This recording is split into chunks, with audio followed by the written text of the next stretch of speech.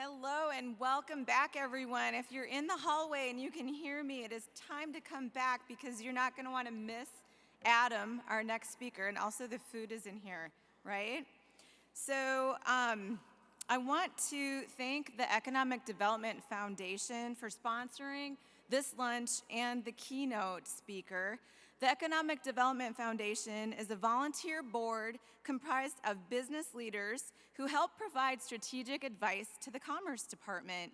So speaking of volunteer boards, you may know this, but there are more than 200 boards and commissions that work very hard every day to support the state of North Dakota across a lot of different topics in a lot of different regions. And if you are interested in serving on one of those boards and commissions, you can find the list of boards and commissions on the governor's website. So with that, it is my absolute pleasure to introduce Adam Vauthier. Adam is the executive director at Anaconda, Montana's Local Development Corp. He is currently completing his certification from the International Economic Development Council in Economic Development. Adam also served as the ALDC's board chair. He's a founding member of the Anaconda Trail Society and is a former member of the Anaconda Deer Lodge Planning Board. He's also been at the helm of Accelerate Anaconda, a community development offshoot of the ALDC for the past 10 years. And even though his passion is creating communities to help people, he prefers his dog, Nubis, to most humans. Adam became the executive director of ALDC at the age of 32 and had moved to Anaconda to start a web-based marketing and advertising firm. He has a degree in web development from the International Academy of Design in Seattle. Please join me with welcoming Adam to the stage.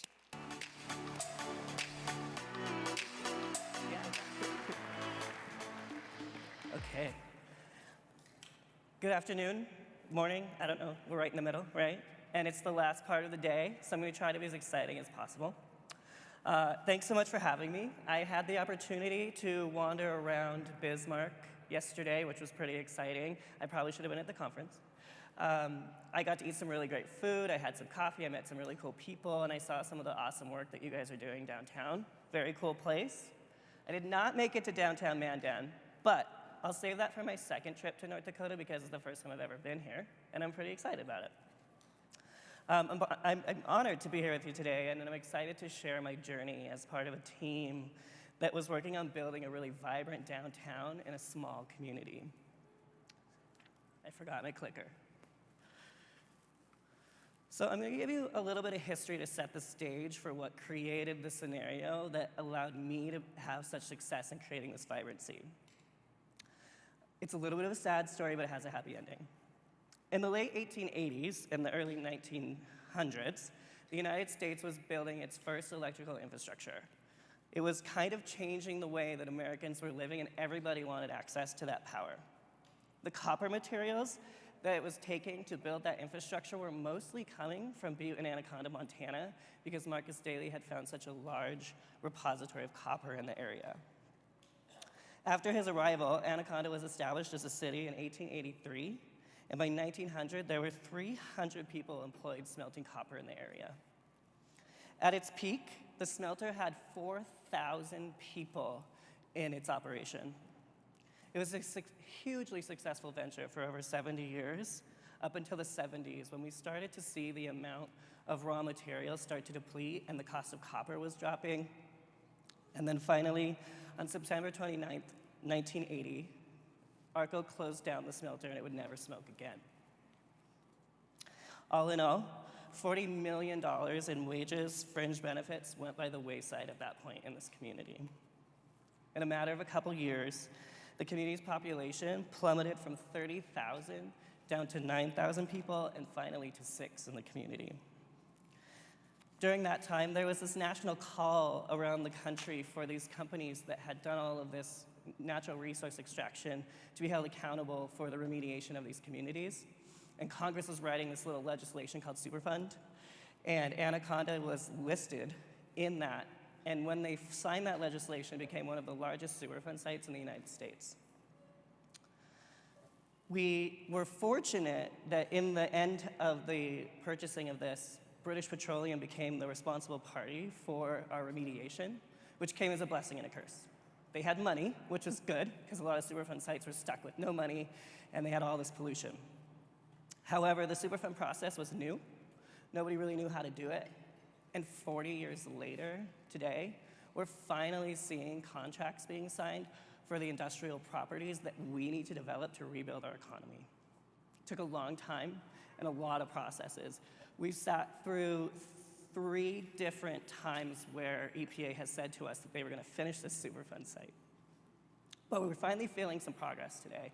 We have some new industries, and they're on those properties that are remediated from the contamination. Needless to say, the economy of the community went through a pretty rough next 20 years. There were a handful of service industry jobs that came to us. The state had a hospital, there was a prison 20 miles away, and there was this company called Aware that did developmental disability services that kept some of the population in the community. It didn't, however, provide us with the kinds of jobs and money that we had in the past.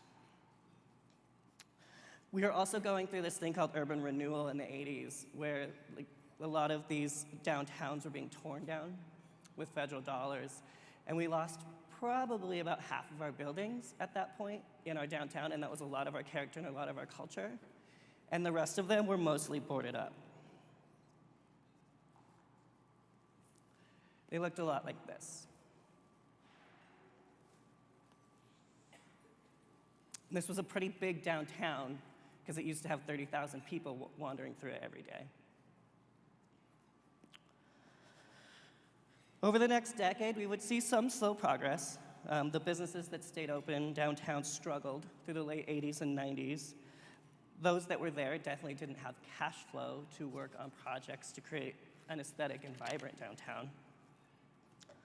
A few piecemeal projects were done here and there. This project was one of the few that were done before the late 2000s. This is where Anaconda Local Development Corporation took on its first CDBG grant as a baby organization in the community and matched it with some local credit union money, and we revitalized this building. The story behind this building, though, is that one of the women in the community was so upset about the urban renewal that she stood in the building and she wasn't leaving when the demolition crew came. And so the county said, take it. We'll give it to you for $1. It was great. Today it houses 5 different businesses, and it sits across the street from our Chamber of Commerce, which was a project that the Local Development Corporation did with EDA.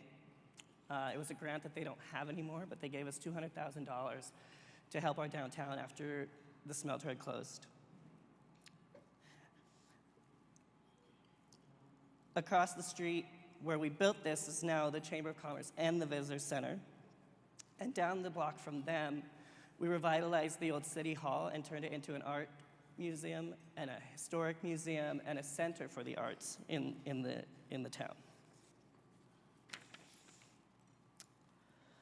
A couple of other buildings were revitalized in that time.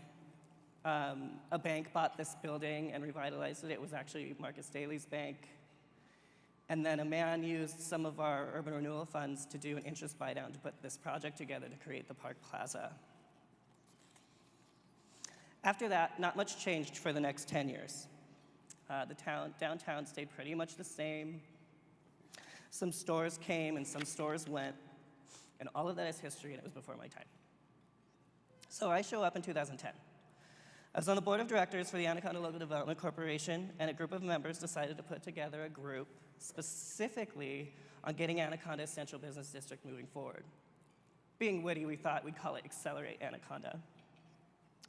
That group's made up of completely grassroots volunteers, and is creating great change in our downtown.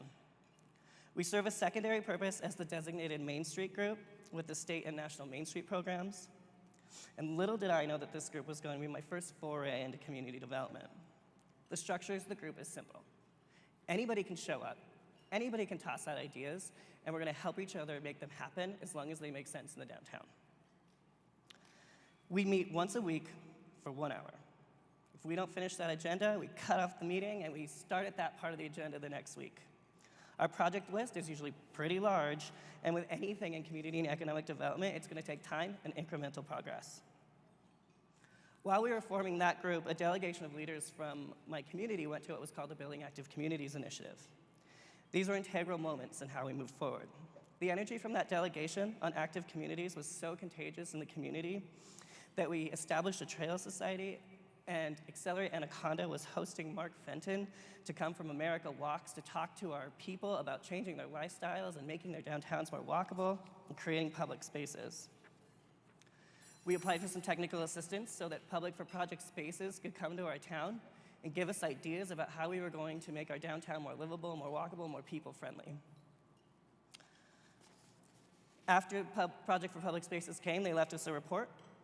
We had way more questions than they had answered, but at least we kind of felt like we had a vision moving forward. We started living by this power of 10 rule that Project for Public Spaces really pushes in downtowns, that you need to either have 10 destinations, you need to have 10 things to do, or you need to have like 10 retail shops, or else people aren't going to come and spend time there. We knew that wasn't going to be any small feat. It was going to take time, it was going to take aesthetics, it was going to take policy change in the community, it was going to take buy-in, it was going to take new businesses to move downtown. To be successful as a group, we immediately knew that we needed to do a full-fledged plan for our downtown. We applied and were successful in getting a grant from the Montana Department of Commerce to fund a downtown master plan. For us, the plan solidified our work into achievable pieces, set goals, deadlines, and provided accountable parties for the different items. Accelerate Anaconda would serve as the overall steward of the project, and we were starting to understand that economic development was community development. Because until we had a downtown that people wanted to be in, they weren't going to live in our community. Beside taking all of our hodgepodge ideas, vetting them, and putting them into a coherent plan with visions, we were successful in pulling together a lot of community consensus on the plan. Let's be honest, we're never going to have 100% buy-in from the whole community when you're working on a project like this, but until we did find the stakeholders and find common ground, we knew that success was going to be highly unlikely because change is always hard. A topic that I tend to bring to consensus building is called gracious space. As Patricia Hughes said, within any community or organization, there are many groupings of individuals that have a different story about what is happening and why it's happening. When people with different perspectives come together, they often experience conflict or stress. This is true even when they agree on the shared goal.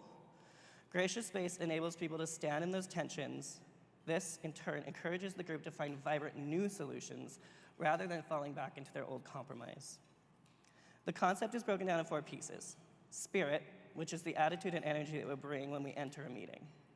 Essentially, we need to preempt these meetings with those we invite to remind them that we are all working for the same goals, and that finding common ground will be the way that we move forward as a community.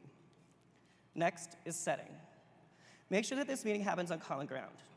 If the county is one of the parties, definitely don't host this meeting in the courthouse courtroom. Also, set up the chairs in the room in a way to promote discussion, have food, be aware of things like temperature. Happy people are just a lot more likely to be creative in their decision-making and solution-solving. Third is inviting the stranger. This is the hardest thing to do. It means a couple of things. First, inviting people that are not usually a part of the conversation, but have interest. Second, it's really easy in our daily routine, especially in small communities, to go to those 5 people that we always work with because we know that we're going to get stuff done with them. But we need to make sure that we invite everybody.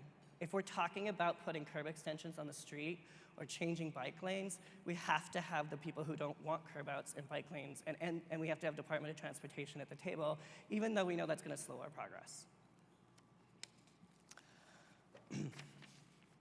Finally, the 4th point is learning in public.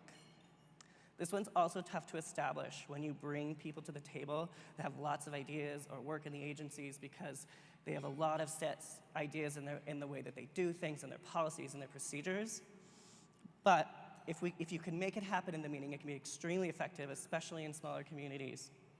It's a matter of having the conversation at the beginning to ask everyone to listen fully to every person, and at the end challenge themselves to see every angle, especially those that they don't share. Obviously, gracious space is easier said than done, and it's a long game.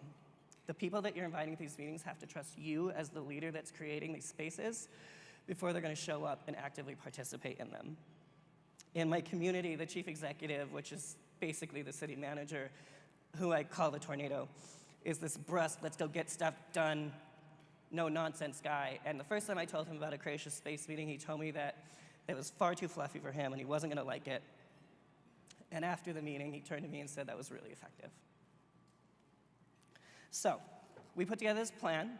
We have some champions in the Trail Society. We have some champions in the Accelerate Anaconda group. There's a few other champions in the community, like the Community Foundation that's been building up funding to help projects like ours. So what did we do next? Most of the things that happened over the next decade really happened in tandem. It's hard to choose which one to talk about first, so I randomly chose attracting retail businesses to our downtown.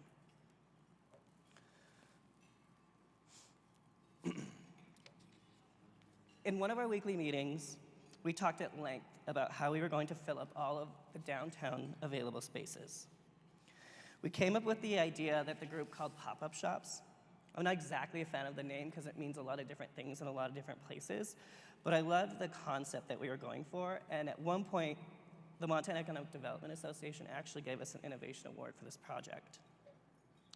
We wrote a grant to USDA for their Rural Development Business Grant for technical assistance.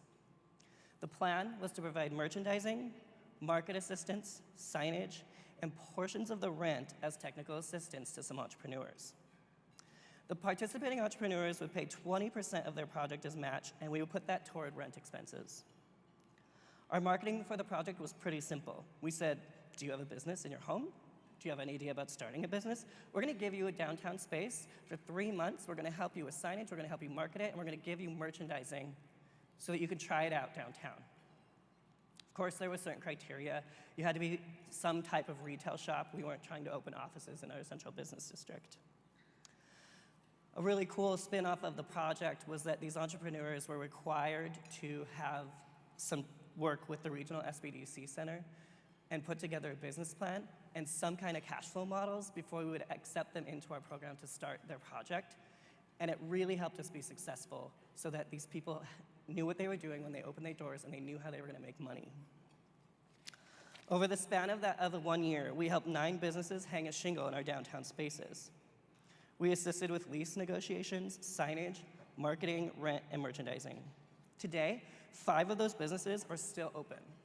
My promise to USDA when we got that grant was I'd have 1.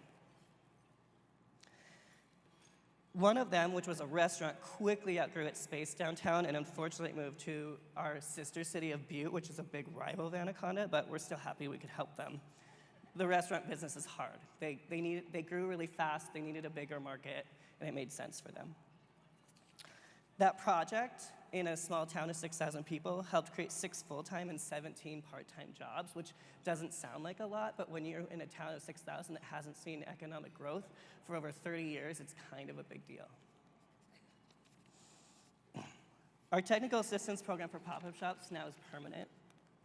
We rolled it into our downtown urban renewal agency's tax increment financing district, and I'll talk about that a little later. At the same time that we were doing this program, we were hosting these business socials because at the time our Chamber of Commerce had closed. Nobody was doing that kind of work. So Accelerate said, we're going to take these on. We decided, since we were doing the pop-up shop program, that every time we had one of these quarterly socials, they were going to be in a different venue. There was an empty rentable space in our downtown to show it off to people that might have business ideas or look at it and come up with an idea and rent that space.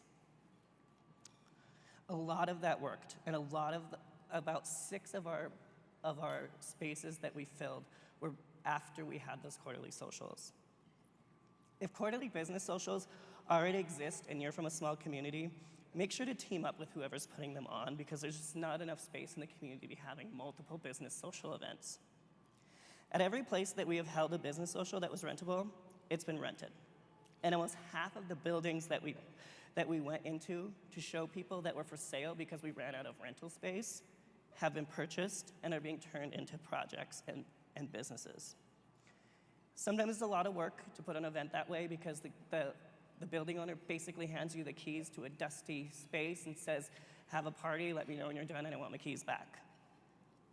But it's had a major impact on our downtown. The pop-up shop program and these socials created for us some of those destinations that we were looking for. There are 2 women clothing stores, there's a jewelry store, a boutique gift store, an ice cream shop, things that people want to do in their downtowns. So, what were we doing to clean up the outside of the buildings and the streets? We have a couple of beautification projects going on. First, we have a group of people that love gardening. They're kind of a powerful group of old women in my community. They volunteer a ton of time and a ton of resources, but they love doing it, and they get great satisfaction out of helping every summer. After we made the initial investment to put planters in the downtown corridor and on the historic street lighting, their annual investment into the project is pretty small, and we got the county to agree to use their Parks and Rec employees to water those flowers. It makes a difference in the way that the downtown feels when you stop by. It's not all cement. The next is our urban forestry project. Although we are not urban, that's what the funding source is called. And in North Dakota, I believe you guys have a similar program called Community Forestry Grant Opportunities. Annually, we apply for between $5,000 and $15,000 for our community to plant trees in our downtown.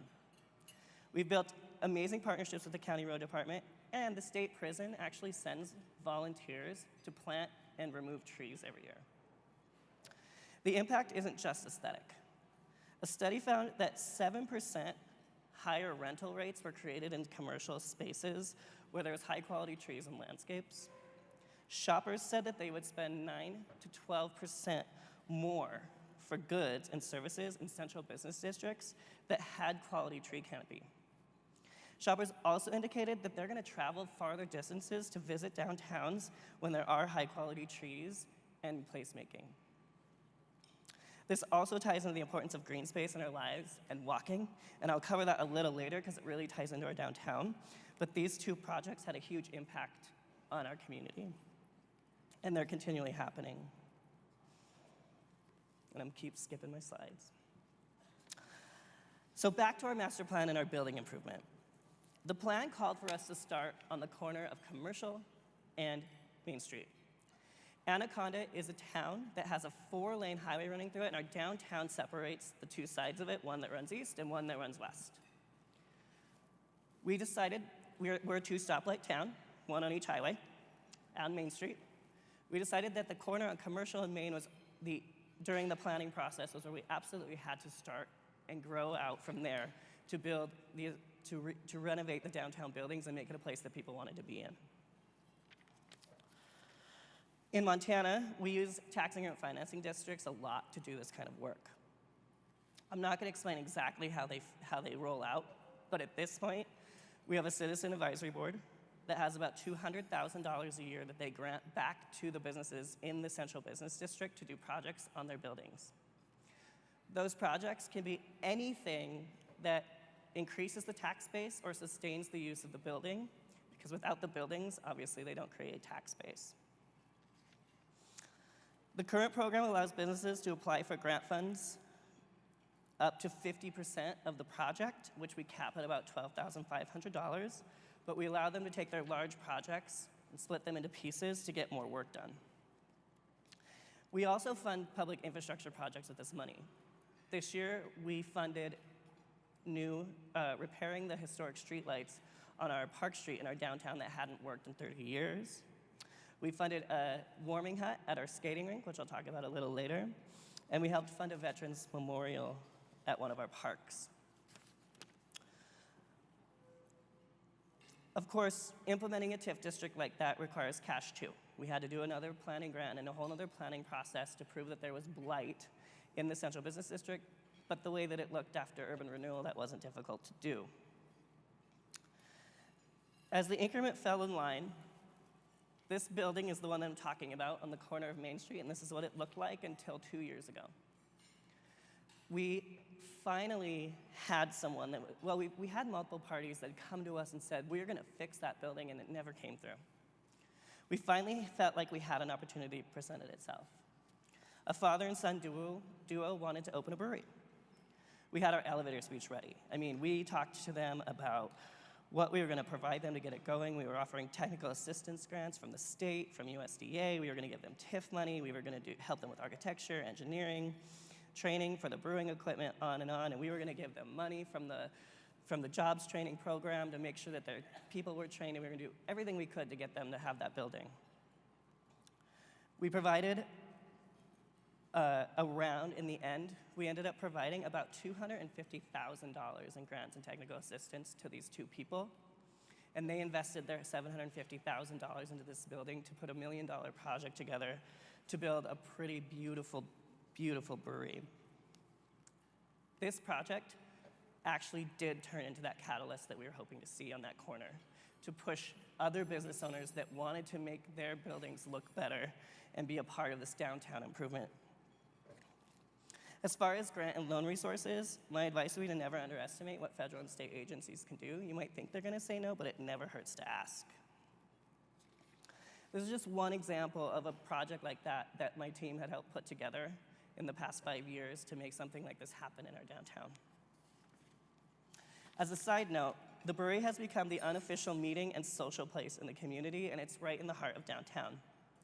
I had the opportunity to visit with the brewers conveners on Tuesday night at Laughing Sun Brewery. It's a great place, it has great beer, it has great food. It was a great conversation, and it aligned with what we're seeing in Montana with breweries.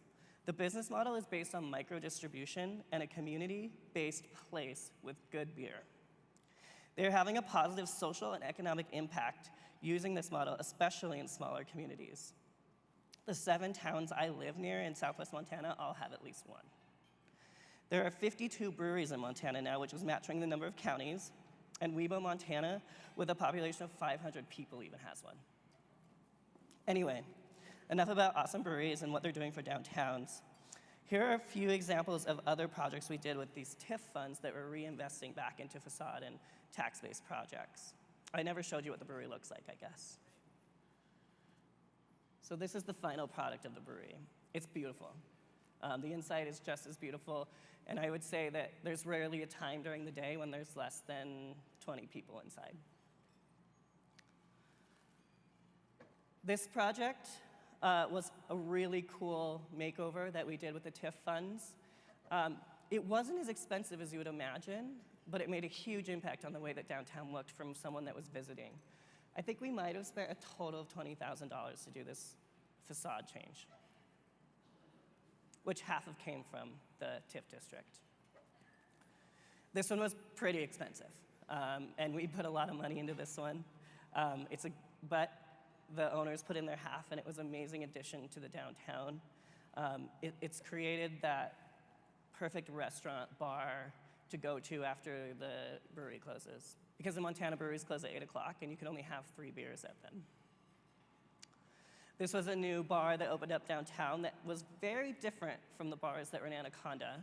We had a lot of dive bars, and the people were starting to, this is the second one now that's opened that has that different vibe to it.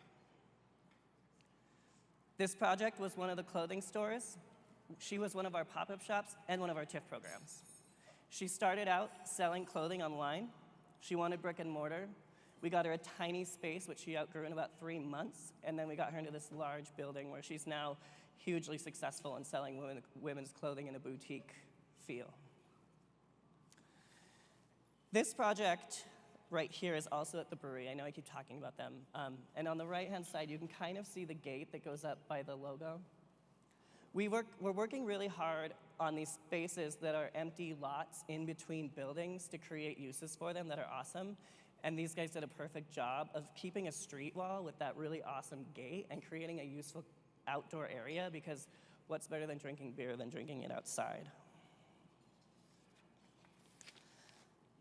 On the flip side of all of this, when it came to financing, the Local Development Corporation has been providing very low interest matching loans for businesses that want to do TIF projects but may not have the cash flow up front. We've also helped buildings receive state funds from CDBG to put residences in the second stories of their buildings, because We are quickly learning that if we want there to be life in our downtown, people have to live downtown.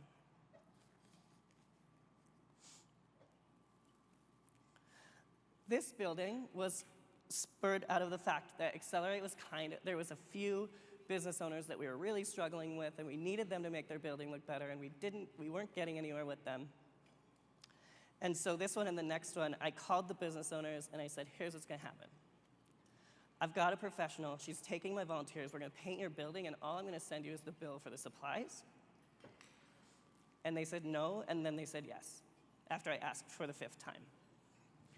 This is what that building looks like today. This one was the same thing. It looked really bad. I told the owner we were just gonna go paint it because we were ready to make our downtown a great place to be. Moving on to placemaking. Our team is working on placemaking. It's so important to create those destinations in the downtown communities, and placemaking is one of the ways that you do that. There's an alleyway in between the brewery and all of the restaurants that are downtown that people are using anyway to some extent, but we want to increase the usage and we want to make it a safer, more cool place to be. This phase 1, we got lights up this year, felt pretty excited about it. It's going to have interactive art, murals, et cetera, next summer as we move forward on that placemaking project. Second, we put in our first parklet. A parklet is simply a structure that you put in a parking space to provide outdoor opportunities for people to do things at a business. In this case, we had this tiny little ice cream shop, which people loved, but it had no seating. It was on the corner of a pharmacy building, and you had to, there was nowhere to sit after you ordered your ice cream, so it was a win-win. Of course, I talked about this in the group. There's always pushback on stuff like this. There's a couple old people that came to me and they said, you're taking up a parking spot at the drugstore and I can't get my drugs. And I said, you can park behind the parklet. So today, but more importantly with this project, is that when you go talk to the business owner, he has saw hugely increased revenue at his ice cream shop, just because there's a place to sit. And when you drive by, you see people eating ice cream, and you're like, oh my gosh, they have an ice cream shop. Let's go eat ice cream, right? So it's about making that place.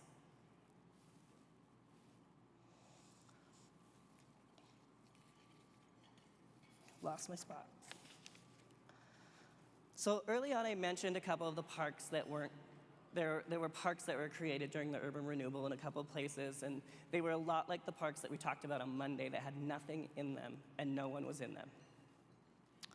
We took one of the parks and we put a gazebo in it, we put seating in it, we put lighting in it, and in the summer, well, I guess 6 months out of the year, there's a painted piano in the middle of the park that is so cool to watch kids play.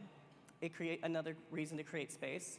Today, more people walk through that park than they do around the park, which is complete opposite when you look at the data from before we put the placemaking in. It serves a purpose.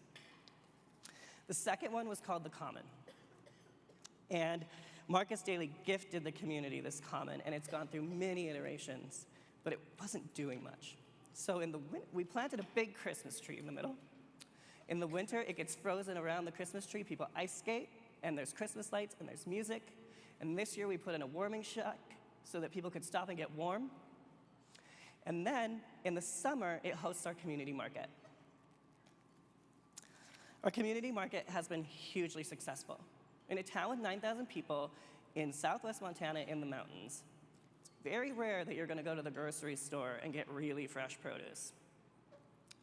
The market has brought local food to our community and to the people living there, and creating a place to be on Tuesday nights, and bringing us that more nutritious food that we need. And we tied it together with the SNAP program, the Nutritional Benefits Program. And so everyone that's low income that comes to our market gets double cash on their SNAP for any produce and fresh meat that they purchase.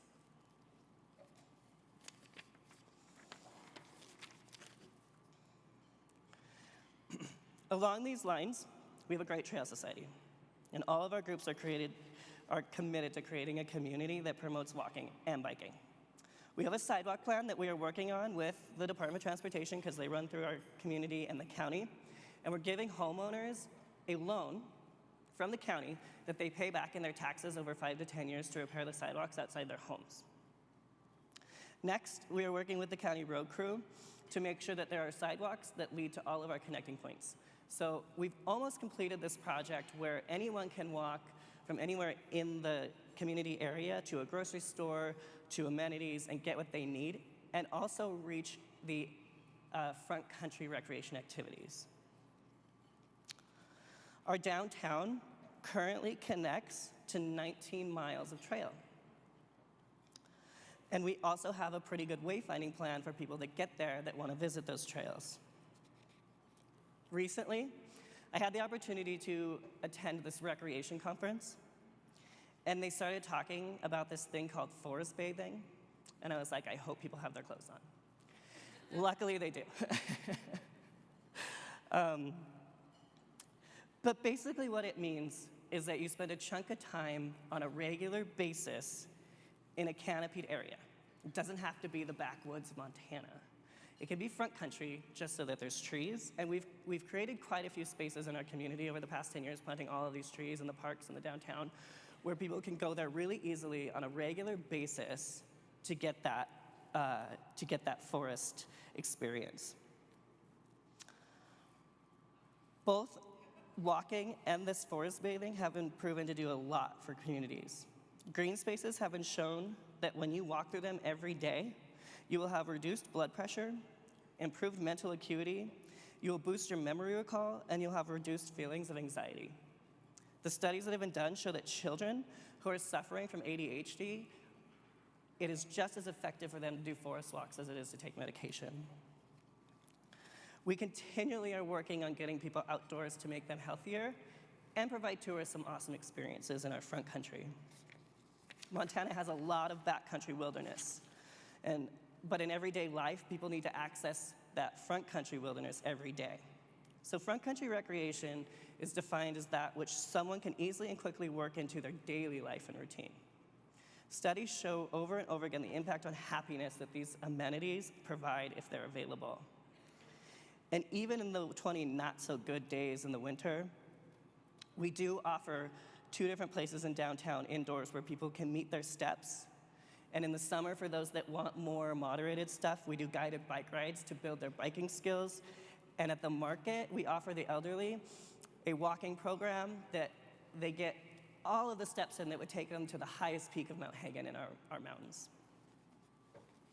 So this lends nicely into talking about streets. We all probably have to work with the Department of Transportation. It's always difficult. They have a lot of policies and procedures in place. It's not necessarily individuals, it's just that the Department of Transportation built roads for cars. And they still haven't quite gotten out of that mindset, especially in Montana, about how we're gonna change that. We started 10 years ago talking about changing our streets in our downtown, and we've seen incremental change at this point.